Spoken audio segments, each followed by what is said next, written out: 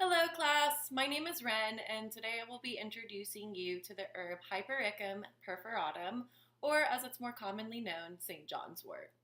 I'll begin by giving you a brief history of St. John's wort. Then I'll go into some of its uses in medicine and folklore.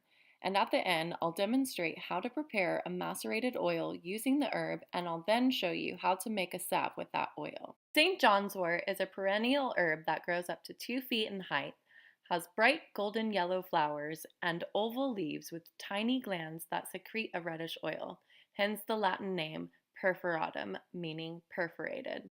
The common name St. John's wort comes from St. John the Baptist because the herb bloomed its bright yellow halo-like flowers on or closely near the day of the feast of St. John on June 24th. And then it secreted its reddish oil at the time of the anniversary of St. John's beheading on August 29th. The oil is also known to some as the blood of Christ. Its use dates back to the 5th century. The term wort is from the Old English language meaning plant, and during the Middle Ages, knights would use the macerated oil to heal sword wounds. Hypericum is derived from the Greek phrase over an apparition, and since ancient times, this herb has been considered to have strong protective powers against the supernatural. It was draped at the feet of the statues of gods to invoke their powers, and was also hung in doorways and windows to repel evil spirits. Today, St. John's wort is primarily used to treat mild to moderate depression. There are numerous studies on the herb, many of which are in favor of its abilities to treat depression. However, most, if not all, of the studies stress the importance of further testing. It is not yet definitely known that St. John's wort is a comparable alternative to a pharmaceutical-grade antidepressant pill. Now that I've taught you a bit about St. John's wort, its history and use in medicine and folklore, let's get to the fun part and make a macerated oil and healing salve. To make a macerated oil, you'll need the following: 8 ounces of almond oil, or you can use olive oil if you don't happen to have almond oil. Just be aware that olive oil has quite a strong smell in itself. You'll also need a heaping handful of dried or fresh herbs. In this case, I will be using a bit of St. John's wort and some calendula flowers, both of them dried. You'll also need a measuring cup, so you can measure out those proportions, a heat-resistant bowl that you can place into your pot of boiling water. This is to make sure you don't burn your oils. You're just heating them up and taking out all of the healing properties from the herbs. You'll also need a strainer that has fine mesh and a dark colored glass vial to keep your oil in so you can store it for later use. Now that I have my 8 ounces of almond oil measured out, I'm going to pour it into my bowl.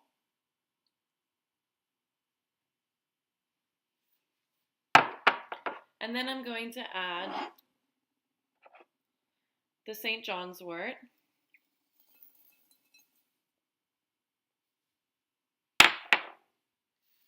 and a bit of the calendula flowers.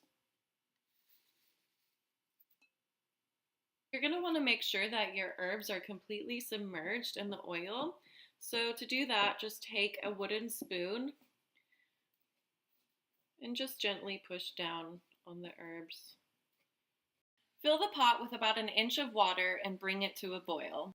Once your water is boiling, you can then add the heat-safe bowl of herbs and just place it over the pot like so. Make sure to have a bowl with a lip so you can just place it neatly into the pot and then cover. The lip keeps the bowl from touching the bottom of the pot, so then the oil is actually being heated by the steam, which prevents the oil from burning. Set your timer for an hour.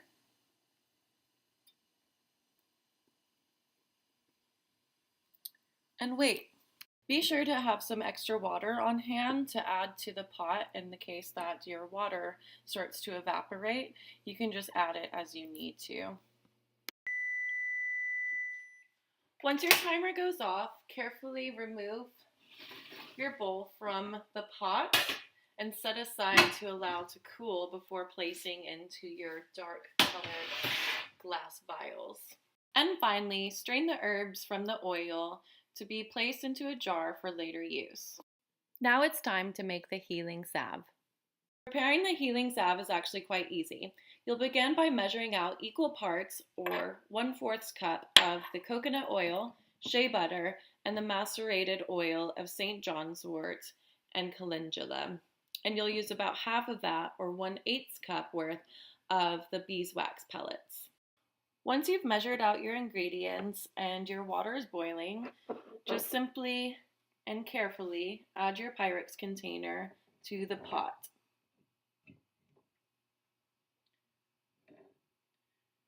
Stir your ingredients around until they all melt and blend together. Keep stirring until everything melts down into a liquid. The beeswax pellets will take the longest to do so. All in all, it should take about 5 to 10 minutes, depending on the size of your beeswax pellets. Once everything has been melted down, carefully lift your Pyrex container from the boiling pot of water.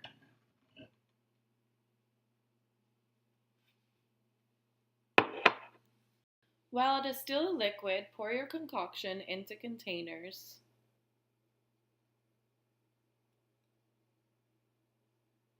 And then set them aside and patiently wait until they cool.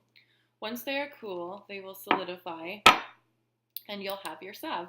Now that we've patiently waited, our salve has cooled, solidified, and is ready for use. You can apply it topically to burns, bruises, cuts, and scrapes, or you can just use it as a healing hand cream during the winter when your hands are especially dry and cracked. So I can't say definitively whether or not St. John's wort works or not, and I didn't find enough scientific evidence to dispel my beliefs or to prove my beliefs in this herb. Personally, I do prefer to use more natural approaches to treating ailments, so I will continue after this to investigate St. John's wort and its medicinal properties through topical treatments and through internal treatments. I hope you enjoyed watching my video as much as I enjoyed making it, and take care. Bye.